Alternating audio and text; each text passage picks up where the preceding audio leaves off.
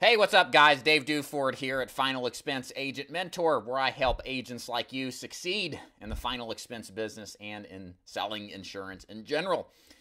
Kind of a bit embarrassed for filming this video because I think, in a sense, it kind of explains the general sense of ethics in this business. But I promised an agent that I respect that I talked with yesterday to do it because even though this stuff sometimes seems rudimentary and commonplace, it's good to have a somewhat of a discussion about this. Otherwise, what I would consider it as being commonplace, and it should be something that is expected and assumed, unfortunately isn't. And the reason I say this, I always laughed when I went to college in Boston. I went to business school. And a large portion of the time in each semester that we spent was on business ethics. And I thought, what a waste of time is it to take 20-year-old, 22-year-old kids that have had a lifetime of experience and tell them about how to be ethical. Shouldn't they be ethical by now? Shouldn't it be innate? Shouldn't have their parents told them that, hey, you don't screw people over? That's kind of like not good. And I've always thought, taking adults in their 30s, 40s, and 50s and telling them, hey guys, you probably shouldn't screw granny out of some final expense deal. It's not really a good idea. It's kind of dumb. Wouldn't you expect people to already know this? But unfortunately, and I'm not the lecturing type or morality purity guy as it stands. So as far as lecturing people, I think, I believe all this stuff. I just don't go out there and preach it. But I guess this will be my one exception where I'll kind of talk about this because, not everybody thinks the same way I do. And at least kind of tell you some thoughts that I have on really why honesty is important. And I think more importantly, what I'm going to try to do, if you're not convinced already, and I surely hope that you are, I'm going to try to convince you why honesty is not just the best policy to, the people you help and those that you don't, because you don't want to shortchange them, but also how being honest is the best way to make a lot of money in this business. And if I can attach, you being and having integrity with the cash money and make that connection, hopefully you can see and motivate you to be and continue to be ethical. Because I'm assuming you already are, and I hope that even if it wasn't necessarily attached to financial success, that you would still be ethical. Just because it's the right thing to do, which is kind of why I'm kind of, feeling the way I am about this video. But anyways, I'll go ahead and proceed at this point. So I'm going to kind of start by telling you a few things that I do when I sit down with clients. If you've ever done a ride-along with me, if you're an agent of mine and you've talked and you've seen how I've presented to people, one thing that I commonly say to these prospects that I see, especially in circumstances where I have somebody in front of me that I could convince that I could sell them something and I could deliberately mislead them to get rid of what they have and to pick up what mine is. There's all sorts of ways that you can screw somebody over if you know what you're doing and you're aware of it. What I commonly say to these people is I say, look, this is what I would recommend to you if you were my mother. And so I take that phrase here and kind of expand on that. Having the idea of looking at each prospect like your mom. I'm assuming you actually like your mom or your parents. If you don't like your parents, if you prefer your kids, your wife, your dog, somebody that you wouldn't want to damage or hurt or malalign, that's what you need to have with each prospect that you see. And you need to think, okay, if this was my mom, good perfect example, would I want her to have this happen? And this type of thinking, I think, tends to be useful when determining if something's gray, if you should do it or if you shouldn't do it. Certainly black and white, if it's something that's immoral or wrong, like making a suggestion to replace somebody's coverage that, for example, this is what a lot of guys do, is they'll look at the policy, right? And they'll point to the cash value if they've had the plan for a year or two. And they'll say, look, Mr. Jones, you've got no first day full coverage here, even though it is first day full coverage. But they point to the cash values table and then it says 0. And these people don't know anything about life insurance or final expense. So they take the person's word at their word. And that motivates them to switch when they never should have had to. And there's people that do this BS, and it's going to come back to them. But you could do that stuff, but you don't need to do that stuff. Would you do that to your mom? So that's the kind of thing that, you should ask yourself. If you ever have some moral predicament, put yourself in a position of servicing someone you love, and what kind of recommendation would you give in that circumstance? And here's the thing.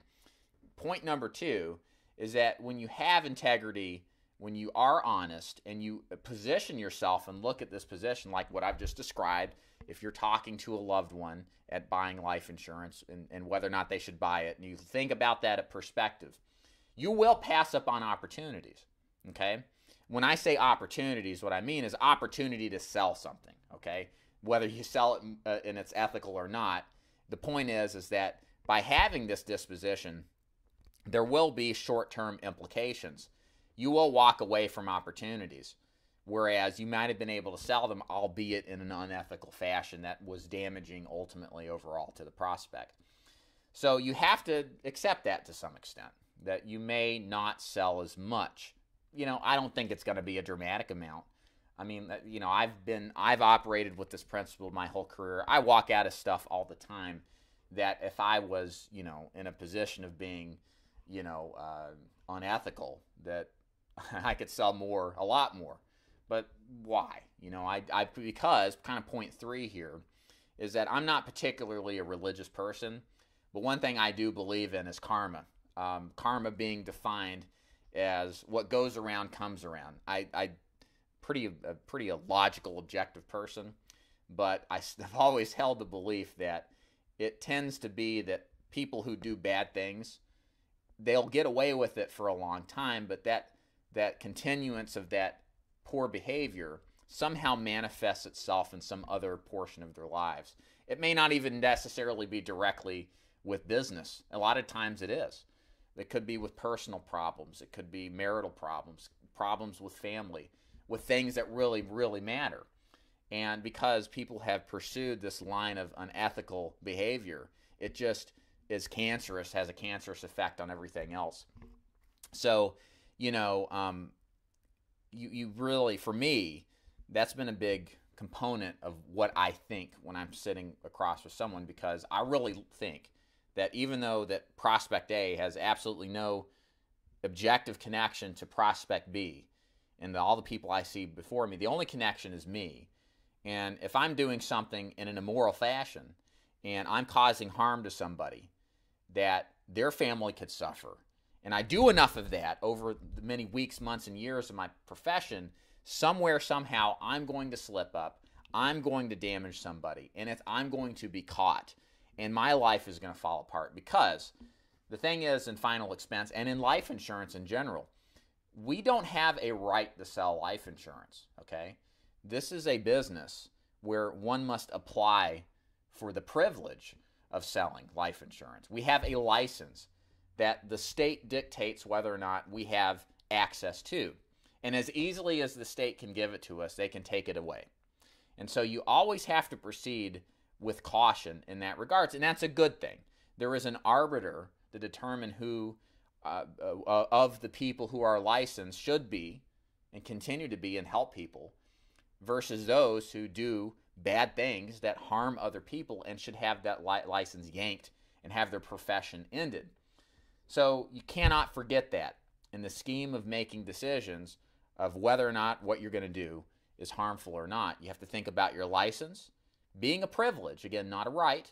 You also have to think about the person, of course, and would you make the same recommendation for somebody that you deeply love? And then thirdly, I think you should take on the perspective of having karma, truly believing that bad things that you do, or people who do bad things, ultimately come full circle. And not only bad things happen to those people, but I believe that the bad things happen 10 times as worse. Like, you can do little bad things that aren't necessarily too harmful, but boy, when it comes back to you, it's a multiplier exponential effect. And so these are the 3 things that I use personally that are deeply philosophically ingrained in my practices. And I just think by following this, I'm more successful anyway. And even though I may not make some of these sales that are questionable or just downright unethical, that I'll still make it up in the back end, because I have ultimately, at the end of the day, faith in that alignment of your behavior and that alignment of ethics and integrity. It comes back positively towards you. And, any kind of short-term, shortcuts that you make that cross the ethical boundary, they'll come back to you. And you gotta proceed with caution, because there's a couple things I'll say. If all of what I've said so far hasn't been convincing, I'll tell you a quick story about an agent I've heard of. This particular agent lived in Indiana. She was a top producing agent with a very well-known marketing organization that specializes in final expense.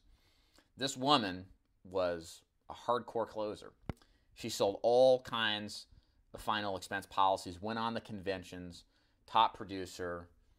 Picture in your mind somebody who is a rainmaker. This was this person. She even is talked about in one of the final expense books you can buy on Amazon. I've read all my competition. Of course, I got my book on there. It's not my book, but it's somebody else's book, and I noticed that this particular gentleman talked about her, which is ironic, because what had happened was, I know a couple of agents in Indiana, and they would run across her stuff, and they'd see how this woman sold graded and guaranteed issue plans, but pitched it as if it was first day full coverage, and literally took people out of plans that were totally fine, that covered them, that were affordable, that were completely great, and then ended up putting the person back into a 2-year waiting period plan that, may have been a little bit better priced or equivalent in price, but sold it and lied about it and said that there was full coverage when there wasn't. And not only did this woman do it once, she did it a multitude of times. She went after client after client after client, high pressure, replacing their fine plans with plans that were graded or partial coverage, that weren't full coverage, that weren't equivalent in quality. And this particular agent that I discussed this with, he would go out there, he would complain, he would help fix these problems, and he would protest to the state DOI. And the DOI didn't do much for anything, but eventually all of this nonsense caught back up to the agent. And my understanding is, A, she got terminated from this large marketing organization, and then B, on top of that, they reneged her license. She has lost her life insurance license and can never produce, I don't know about never, but it's highly unlikely that she's ever going to be back into the insurance business again, because of all the unethical, lack of integrity behavior that she was committing to. So all that time, of course, I think, how many policies did she really do this to? I don't think, it was half of them. It may have been 20%. It may have been 10%, and probably the rest of her policies were sold fine. My point in saying this is, let's take the big number. You write $250,000 a year. If you take away 50 grand of that, are you still not a really good producer? Are you still in a good position financially? Aren't you still successful? And the greed of having the opportunity to sell every single sale caught up to this person. And it was ridiculous, because she could have not sold those people and kept them as they were, and still would have been out there helping people, still would have been out there probably making more money than she had at her regular 9-to-5 job. And she would have made less money, but she would have had a sustainable career where she's still getting results, where she's still making things happen. But she instead went down the path of harming people and lying to people and causing people duress, so that now she's in a position of being completely wiped out of the business. Now, is this a good thing? Of course it's a good thing. I'm glad that people like this are out of the business. They should be. But my point is if she had those 3 points I mentioned, thinking about, would I do this to my mom? Would I do this to a loved one? Do I believe in karma? Am I okay passing up on deals where I could, yes, convince these prospects to buy by being dishonest, but instead being honest and being okay with that. And my point is, if they had had that moral compass installed or implanted in them, likelihood would have been much higher that she would have continued to help more people, because at least the person had a good work ethic. Not discounting the negative behavior. I'm just saying it's like people like that. You think, man, if you would just focus on what matters and what's important, then you really aren't losing out on anything. In fact, if you look at it like, hey, man, I'm helping these people by reaffirming their decisions. That's going to provide me good stuff. It's going to keep me successful. It's going to allow me to sleep at night, stuff like that. But unfortunately, as we all know, I can protesteth from my soapbox here on my Final Expense Agent Mentor YouTube channel. Some people will listen, most won't. And that's just the way life is. I noticed a couple of questions down here. I got a guy commenting, a little off topic. That's fine. Hey, True, how you doing? True Gemini 89. Good morning. This is his question. Do you have any advice for booking appointments over the phone? It's easy for me once I'm in the home, but getting the appointment is hard. So I'll go ahead and address this because this is good. So appointment setting is like 80% of the battle, all right? Getting into the door is 80% of the battle. My father was in the chemical business. He dealt with manufacturers and slaughterhouses. He would sell chemicals and service to diagnose bacterial outbreaks in like Tyson food plants and Pilgrim's Pride, that kind of stuff. And so what he would tell me, and he sold his business at the age of 49 for a ton of money to Ecolab. And when I asked him, I said, well, I was talking sales one day with him years ago, and he said, Dave, the biggest thing about this business is just getting in the door. If you can get in the door, most of the battle has been overcome, because at least in that business, it's a longer sales cycle, right? So you've got people who have contracts with chemical providers, and they're going to continue to work with those people who they're buying chemicals contractually for years usually. So Dad's business, he'd have to hit them up early, get in the door, start to develop a relationship, go back and see him. And when things were going wrong over the course of so many months with the incumbent, to start selling them on, hey, let us try a little bit out here so you can see what we can do for you. That was a long process. And getting into the door is where it all starts. And Final Expense, of course, a lot different market. We're a one-call close scenario. As soon as we get in, we make the sale.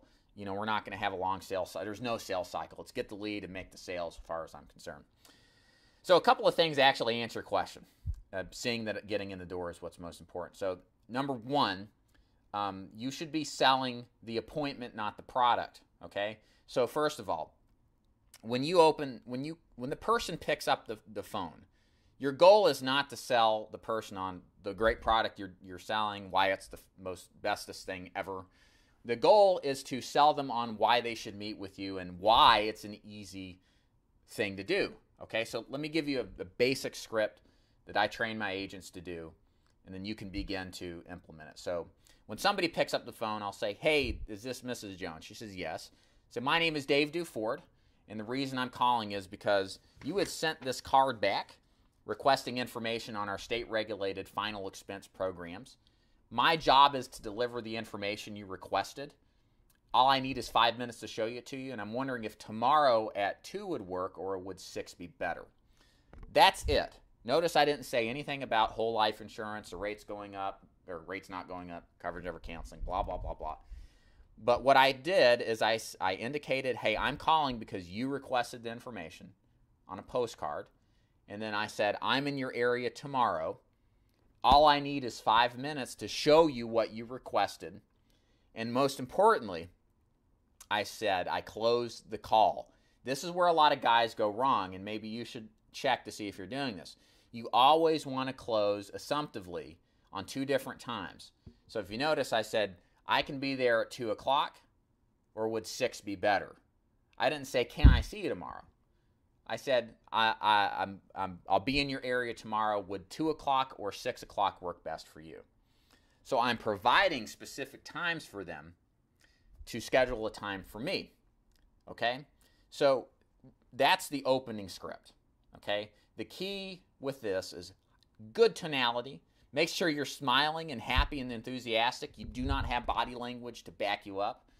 and don't sell the product, okay? Because once you get down into the weeds and start selling the product, people will start to push away. The more you tell when it comes to appointment setting, the less you sell, okay? So what if you get objections? What do you say when somebody says, I've got insurance, or I'm not interested, or I'm busy, or whatever? The key thing here, again, is not to get jobbled up with the objection, okay? So a lot of the times when you call somebody, their mind is completely, well, not all the time, their mind is completely elsewhere. They're sitting back on their lazy chair, they're watching Jerry Springer, they're thinking about something other than dying, okay? And when you call them, you have to shift their mind mentally from this passive, relaxed, don't want to really do anything type of mentality to being engaged and wanting, being interested in what you're having to offer. And so the thing you got to remember is that you have to anticipate that you will hear an objection, okay? The great training I learned from a guy named Caesar is exactly right. If you go into a call and you expect an objection, even if you don't get one, you're mentally ready to rebuttal it, because the objection many times doesn't really matter. And that's the key thing I want you to focus on here, guys, is that if you get an objection when somebody objects, all right, don't care about what they say. Because what they're really saying is, I'm meeting, I don't know, who are you? It's just this knee-jerk reaction that this stranger wants to see me in my house, and they just think of whatever the first thing pops out of mind. So you have to, in a sense, ignore the objection and think that what this person's really saying is, I don't know about meeting with you, I'm not sold. So in response, what your reply should be focused on is, I need to sell you on seeing me. And what do we need to say to sell somebody on seeing us? Well, we need to communicate that we're happy people, that we're not weird. A lot of that's done with the tonality, okay? It's like stuff that these people aren't thinking about, but if you sound jovial, happy, enthusiastic, people are going to want to see you. Or at least they won't be opposed to it. But if you sound like this, you sound like you're creepy and you're talking weird. I don't want that freak in my house. That's what I think. So don't do that. And again, one thing you can do is tape record yourself when you do appointment setting. When you listen to yourself, you're like, oh my God, do I sound that bad? And then you'll fix some of this stuff, because it's a lot worse than you think. So listen to yourself when you're doing appointment setting. Now, when you hear somebody rebuttal and you're thinking, okay, they just don't want to meet me, I need to sell them, your rebuttal is going to be a basic, I understand where you're coming from phrase, and then you go right into selling hard why they should see you and why it's not a big deal. So let me give you a rebuttal. Again, this is a rebuttal process. It's not, and it's something you can fill in depending on whatever they say. It's a process that you can apply to whatever rebuttal is said. So somebody says, I've already got insurance. You say, Mr. Jones, that's fantastic. I'm so glad to see that you've got insurance. The reason people meet with me anyway is because they want to see what other options are out there and see if it could benefit them. Look, all I need from you, Mr. Jones, is just 10 minutes. What you do with this information is completely up to you. There's no obligation. If you like it, great. If not, hey, no hard feelings. I'll be on my way. How's Tuesday at 2 or would 6 work? So breaking this down again, I gave a short, simple, not, academic response, and it doesn't really say much. Hey, Mr. Jones, that's totally fine. A lot of people I see have insurance. Reason they meet with me anyway, because they're excited to see what other options are out there. That's a basic response people will take on the surface. Again, you don't need to say, well, because there's all these new plans out there and the prices are great and insurance has changed so much. You don't need to continue to go on, because remember, they're objecting not necessarily what they said, but to the idea of getting uncomfortable and meeting somebody new and having them in your home. So you have to spend time, which is where the next portion comes up, beating that down and hard selling that. Mr. Jones, look, all I need from you, all I'm asking for is 10 minutes. And look, What you do with this information is entirely up to you. If you like it, fantastic. Be happy to help you. If it's something you don't, look, I'm not going to give you a hard time. I'll be on my way. That's the selling the appointment part that's crucial, because that's really what people are, again, I've said this a million times, but it's important to reiterate. That's what people are objecting to. Then you must close that rebuttal objection. Okay? Objection, rebuttal. If you let it hang out there, whatever you do is up to you. They're going to be on the other end and be like, okay, yeah, I'm not interested. So you have to close, you have to guide them to the time, the assumptive close, and the 2 times that you want to meet. So how's Tuesday at 2, or would 6 work better for you? And then shut up. Don't say anything. You're closing them, right? You don't speak when you're closing. Let them decide and close the appointment. So you can do this with any kind of objection.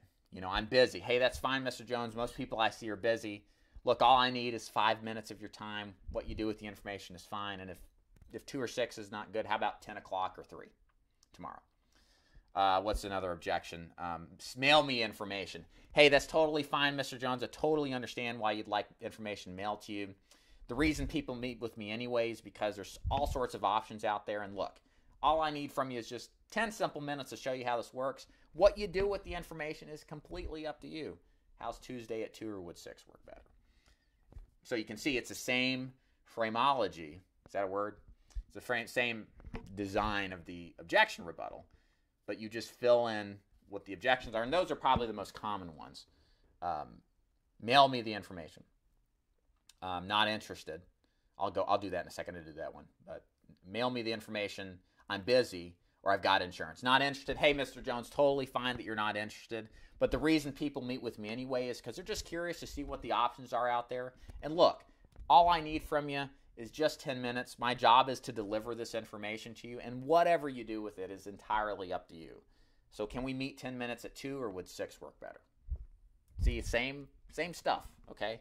It's not complicated to rebuttal these objections. You just got to know the most common ones are the ones you should focus on. Those 4 probably account for 95% of objections. And know what to say, and get used to just, bam, saying it. When they say, I'm not interested, Mr. Jones, that's totally fine. You should say it just like that. There shouldn't be that little pause. And look, if you're just doing this, you're getting started, you're going to do this. You're going to pause. You're going to stumble, okay? It's normal. The way that you get better at rebuttaling objections is to actually rebuttal objections, okay? So, yeah, you'll screw some up, but it's okay. You'll develop. You'll get better over time. Hold on one second, guys. And that's how you get better. The other circumstance that you can do, of course, is to show up in person. Real quick here, you're going to get more follow-through by door knocking your leads. Do not be afraid to show up with the lead card in hand. These people are used to it. They've seen their parents have life insurance agents over. They've sent other cards back where agents have showed up. They probably have seen, other salespeople have showed up, not necessarily insurance agents, and they certainly have had other agents show up too, okay? You're not the first rodeo they've ever seen, they've ever gone to.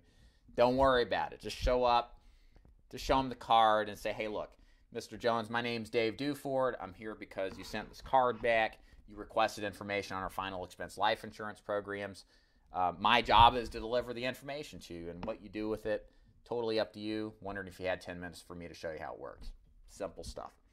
Door knocking is going to give you a better conversion, especially as a new person. You've got body language on your side. You can make eye contact. You can smile.